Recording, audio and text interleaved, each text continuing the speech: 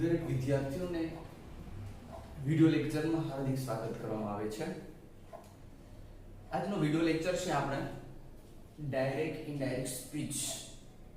આગળનો લેક્ચર આપણે જોયું ડાયરેક્ટ ઇનડાયરેક્ટ સ્પીચના એના નિયમો જોયા હતા કે ડાયરેક્ટ સ્પીચમાંથી ઇનડાયરેક્ટ સ્પીચમાં ફેરવતી વખતે આ નિયમો આપણને કઈ રીતે ઉપયોગી થાય છે તે જોયા હતા કે ડાયરેક્ટ સ્પીચમાંથી આપણે વાક્ય બનાવીએ છીએ ત્યારે ઇનડાયરેક્ટ સ્પીચમાં ફેરવતી વખતે કઈ કઈ રીતે કયા નિયમોમાં ફેરફાર થાય છે તે આપણે ખૂબ સારી રીતે જોયું કે મુખ્ય નિયમો પહેલા તો ટેન્સમાં ફેરફાર જોયો હતો, બીજું તો ટુ બી ના રૂપમાં ફેરફાર જોયો હતો, પછી આ છે સ્થળદર્શક શબ્દમાં ફેરફાર જોયો અને પછી છેલ્લે આપણે સર્વનામમાં ફેરફાર થયો। આ એક સ્ટેપ બાય સ્ટેપ દરેક પોઈન્ટ આપણે લેવાના હોય છે।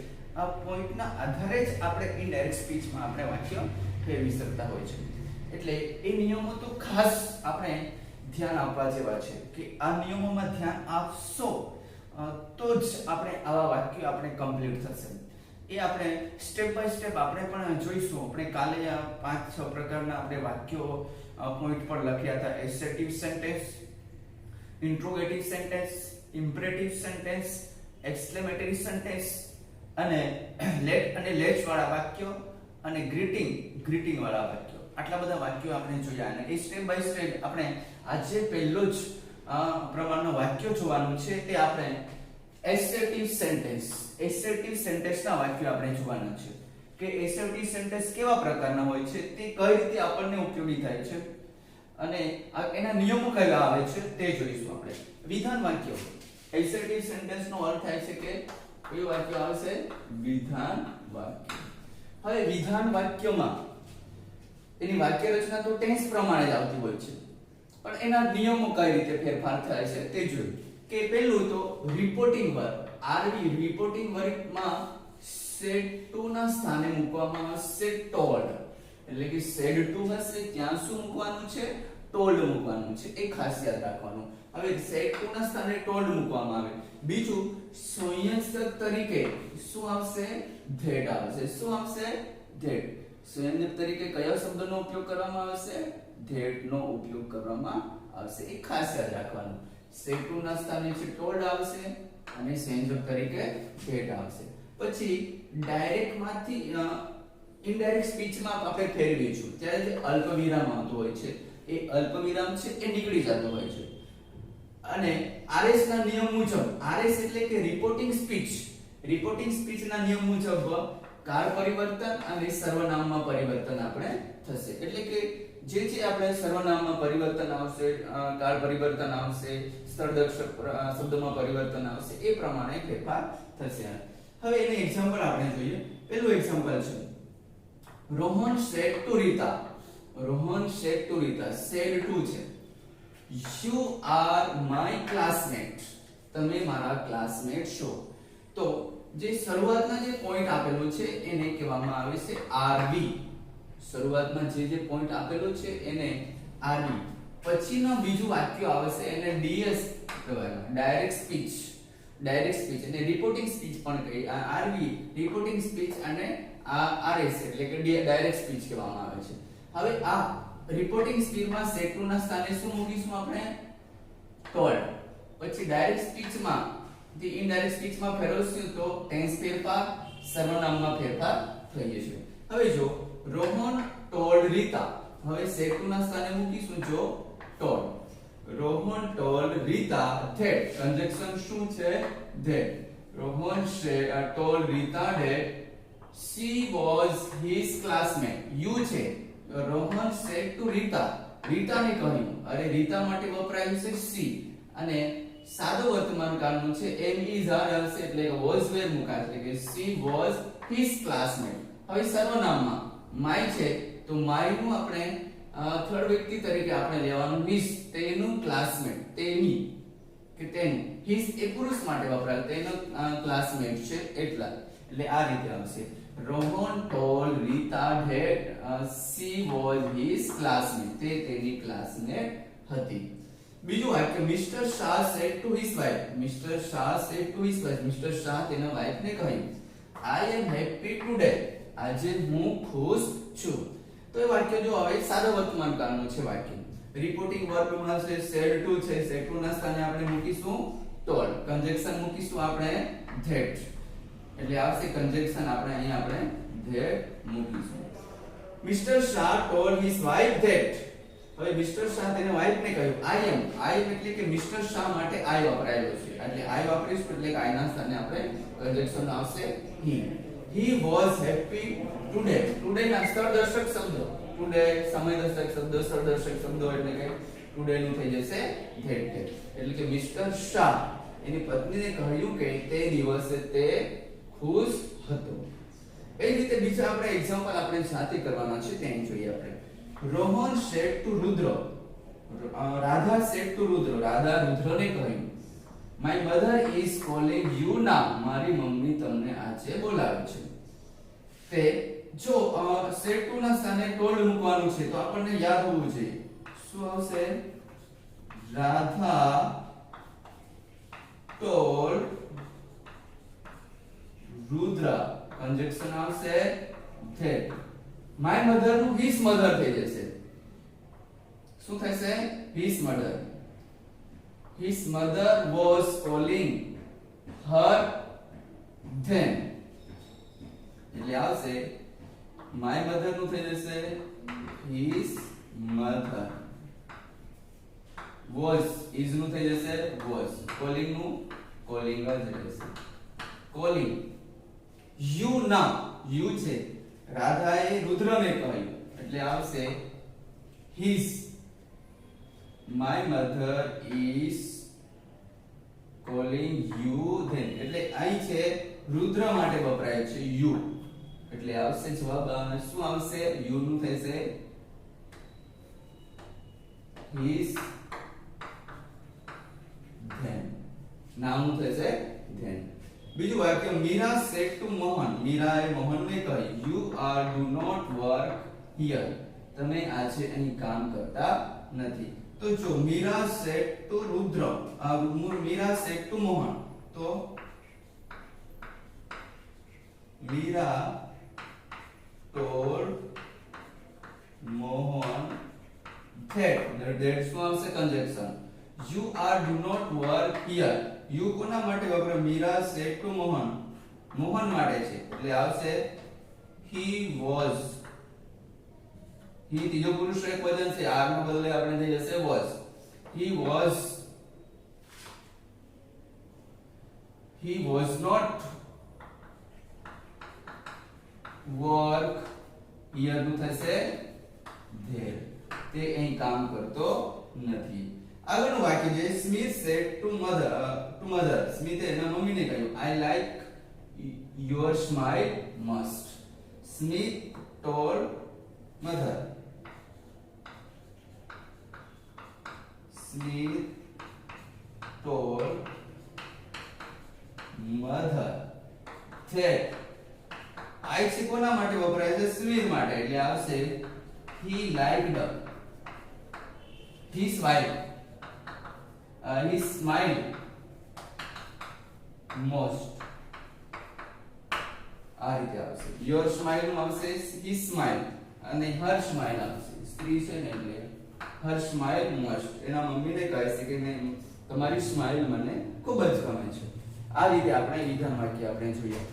યાદ રાખવાનું પોઈન્ટ કયો છે? said to ના સ્થાને શું છે? told મૂકવાનું. સંયોજક તરીકે that હોય. અને એક પોઈન્ટ યાદ રાખવાનું કે સનાતન સત્ય વાક્ય હોય, સનાતન સત્ય વાક્યમાં કોઈ ફેરફાર કરવો નહીં. એટલે એ પોઈન્ટ યાદ રાખો. કોઈ પણ સનાતન સત્ય વાક્ય હશે એમાં બિલકુલ ફેરફાર થશે નહીં. હવે બીજો પોઈન્ટ આપણે એ પણ જોઈએ છે ઇન્ટ્રોગેટિવ સેન્ટેન્સ. હવે ઇન્ટ્રોગેટિવ સેન્ટેન્સ એટલે કે પ્રશ્ન વાક્ય. હવે કેવા પ્રકારના પ્રશ્ન વાક્ય હોય છે તે જોઈએ. બે પ્રકારના પ્રશ્ન વાક્ય હોય છે. એ બે પ્રકારના પ્રશ્ન વાક્યમાં WH વાળા પ્રશ્ન વાક્ય અને to be ના રૂપ વાળા એટલે કે સહાયકારક ક્રિયાપદ વાળા પ્રશ્ન વાક્ય હોય છે. હવે પહેલું તો જોઈએ આપણે to be ના રૂપ વાળા એટલે કે સહાયકારક ક્રિયાપદ વાળા પ્રશ્ન વાક્ય જોઈએ. કે એમાં જોઈએ રિપોર્ટિંગ વર્બમાં said to ના સ્થાને મૂકીશું asked. સેટ ટુ ના સ્થાને મૂકવામાં આવશે આસ્કડ. પછી સંયોજક તરીકે શું મૂકીશું? if કાં તો whether, પણ આપણે if ને યાદ રાખવાનું. સંયોજક તરીકે કયા શબ્દોને યાદ રાખવાનું? if મૂકવામાં આવશે. આ પોઈન્ટ યાદ રાખો. whether ને ખાસ લાંબો સ્પેલિંગ છે એટલે એ નહીં, પણ આપણે if ને યાદ રાખવું. બીજું, પ્રશ્ન વાક્યનું વિધાન વાક્યમાં ફેરફાર થાય. પ્રશ્ન વાક્ય જે હશે એને આપણે વિધાન વાક્યમાં ફેરવીશું. વિધાન વાક્ય હંમેશા કર્તાથી થતું હોય છે, એ યાદ હોવું જોઈએ. હવે જો કેવા પ્રકારના પ્રશ્ન વાક્ય હોય છે તે જો. if, am, is, are, was, were, do, does, have, has, did, can, could, may, might, will, shall, would, must જેવા શબ્દોથી પ્રશ્ન વાક્યની શરૂઆત કરવામાં આવતી હોય. આવા શબ્દોથી પ્રશ્ન વાક્યની શરૂઆત થતી હોય એટલે આપણે યાદ રાખવાનું આ WH વાળા પ્રશ્ન વાક્ય નથી, ટુ બી ના રૂપ વાળા પ્રશ્ન વાક્ય છે. બીજું, WH વાળા પ્રશ્ન વાક્ય, આના ટુ બી ના રૂપ વાળા પ્રશ્ન વાક્યનો નિયમ જોયો શું છે? સેટ ટુ ના સ્થાને asked, કન્જક્શન શું છે? if. બીજું પોઈન્ટ છે WH વાળા પ્રશ્ન વાક્યમાં RB માં રિપોર્ટિંગ સ્પીચમાં સેટ ટુ ના સ્થાને મૂકીશું asked. આમાં પણ આવશે asked. સેટ ટુ ના સ્થાને મૂકવામાં આવશે asked. સંયોજક તરીકે WH શબ્દ જ મૂકવામાં. હવે જે સંયોજક આમાં શું છે? સંયોજક if હતું, આમાં WH વાળામાં સંયોજક તરીકે જે શબ્દ WH થી શરૂ થતો હોય એનો એ જ શબ્દો આપણે ઉપયોગ કરવો. ધારો કે who છે, what છે, when છે, which છે, why છે, where છે, how many છે, how much છે. આવા શબ્દોથી પ્રશ્ન વાક્ય શરૂ થતો હોય તો એનો એ જ આપણે પ્રશ્ન સંયોજક તરીકે આપણે મૂકવું. હવે છે વાક્યમાં જોઈએ આપણે, the doctor said to Smith, ડોક્ટરે સ્મિથને કહ્યું, are you okay now? તમે અત્યારે ઓકે છો? તો કહે છે જો સેટ ટુ ના સ્થાને હવે આ ટુ બી ના રૂપથી પ્રશ્ન વાક્ય શરૂ થયું છે, એ તમને યાદ હોવું છે. શાનાથી થયું છે? ટુ બી નો રૂપથી. અને ટુ બી નો રૂપથી શરૂ થયું એટલે કે આમાં કન્જક્શન આવશે if. એટલે ડોક્ટર આસ્કડ સ્મિથ if. હવે વિધાનમાં ફેરવશો. વિધાન છે કરતા છે યુ. યુ આપણે ડોક્ટર સ્મિથને કહ્યું છે એટલે કે સ્મિથ માટે યુ છે તો યુ નું થઈ જશે હી. એટલે આવશે he was okay now. okay then. now નું થઈ જશે then. એટલે યાદ રાખવું. એટલે કે અહીં કર્તાના સ્થાને ટુ બી નું રૂપ અને ટુ બી ના સ્થાને કર્તા જશે. એટલે કર્તા અહીં આવશે, ટુ બી નું રૂપ અહીં જશે એટલે કર્તા યુ નું થઈ જશે he. તો he થશે એટલે he સાથે તો were are નથી આવતું એટલે આપણે was મૂકી શકીએ. he was okay then. બીજું વાક્ય છે જે દીપ્તિ said to Smith. દીપ્તિએ મિથને કહ્યું, do you ride your bicycle daily? શું તમે રોજ સાયકલ ચલાવો છો? તો દીપ્તિ said to ના સ્થાને છે, અહીં મૂકીશું asked. Deepti asked Smith. આમાં પણ ટુ બી નો રૂપ વાળો પ્રશ્ન વાક્ય છે એટલે આવશે કન્જક્શન આવશે if. હવે દીપ્તિએ મિથને કહ્યું છે. મિથને કહ્યું એટલે યુ માટે છે, છોકરો છે એટલે he મુકાશે. he rode. સાદા વર્તમાન કાળનું છે, સાદા ભૂતકાળમાં ફેરવીશું તો રાઇડ નું થઈ જશે rode. he rode his bicycle. your bicycle નું થશે his bicycle daily. daily નું daily જ આવશે અને પ્રશ્ન વાક્યનું વિધાન વાક્યમાં ફેરફાર થશે. ઓકે, આગળનું વાક્ય છે. આગળના વાક્યમાં જોઈએ, Rohan said to Tina. Rohan said to Tina, where do you live? હવે આ WH વાળું પ્રશ્ન વાક્ય છે. આપણને બે પ્રશ્ન વાક્ય જોયા, એ છે ટુ બી ના રૂપ વાળા પ્રશ્ન વાક્ય. એના નિયમો અલગ હતા. આસ્કડ મૂકવાનો હતું અને કન્જક્શન એમાં if હતું. હવે આમાં કન્જક્શન બદલાઈ જશે. જો Rohan said to Tina, where do you live? તો જો રોહન asked, said to ના સ્થાને મુકાશે asked. Rohan asked Tina. હવે કન્જક્શન આમાં બદલાઈ ગયું where she lived. where conjunction મૂકીશું એટલે વિધાનમાં ફેરફાર થશે. વિધાનમાં એટલે કે you છે એ છોકરી માટે વપરાય છે કેમ કે રોહન ટીના ને કહે છે, ટીના માટે છે you. એટલે કે where she lived. અને વર્તમાન કાળનું વાક્ય છે અને ભૂતકાળમાં ફેરવી દીધું. લાઈવ નું થઈ જશે લાઈવ. ડુ શબ્દ તો પ્રશ્ન વાક્યમાં આવે છે એટલે એ નીકળી જશે. આગળનું વાક્ય number 4. Rohan said to Tina. રોહને ટીનાને કહ્યું, how many lessons do you read every day? રોજ તું કેટલા લેસન વાંચે છે? ત્યારે રોહન આસ્ક્ડ ટીના, આમાં સેટુના સ્થાને આમાં પણ મૂકવામાં આવશે આસ્ક્ડ. પ્રશ્ન વાક્યમાં તો સેટુના સ્થાને આસ્ક્ડ તો મૂકવામાં આવશે, પણ બે વાક્યોમાં જે કન્જક્શન બદલાતો હોય છે. હાઉ મેની આપેલું હોય તો હાઉ મેની શબ્દો કન્જક્શન મૂકવું. હાઉ મેની લેસન શી, અહીંથી વિધાનમાં કહેવાય she read every day. How many lesson she read every day. એમાં how many lesson do you read, you છે કોના માટે વપરાયો છે? ટીના માટે, એટલે આવશે how many lesson she read every day. હવે પછીના બે એક્ઝામ્પલ આપણે કરવાના છે તે જોઈએ. Meet said to Eva, can you speak English? મીતે ઈવાને કહ્યું, શું તું અંગ્રેજી બોલી શકે છે? હવે અહીં તો આપણે વાક્ય બનાવી દઈશું. સેડ ટુ ના સ્થાને શું મૂકીશું? મીત આસ્ક્ડ ઈવા. કન્જક્શન આવશે ટુ બી નું રૂપ વાળું વાક્ય છે, કેન કુડ થી છે એટલે આવશે ઇફ. વિધાનમાં કયો છે? મીત સેડ ટુ ઈવા, ઈવા માટે છે યુ એટલે આવશે સી. કેન નું થશે food. she could speak English. વિધાનમાં ફેરફાર થયો. she could speak English, તે અંગ્રેજી બોલી શકે છે. આગળનું વાક્ય, દયા said to નેહા, દયાએ નેહાને કહ્યું, what are you doing? તમે અત્યારે શું કરો છો? હવે આ ટુ બી નું રૂપ વાળો પ્રશ્ન વાક્ય હતું. આ વાક્ય છે હવે WH વાળો પ્રશ્ન વાક્ય. હવે દયા સેડ ટુ નેહા, દયાએ નેહાને કહ્યું એટલે આવશે દયા આસ્ક્ડ નેહા what.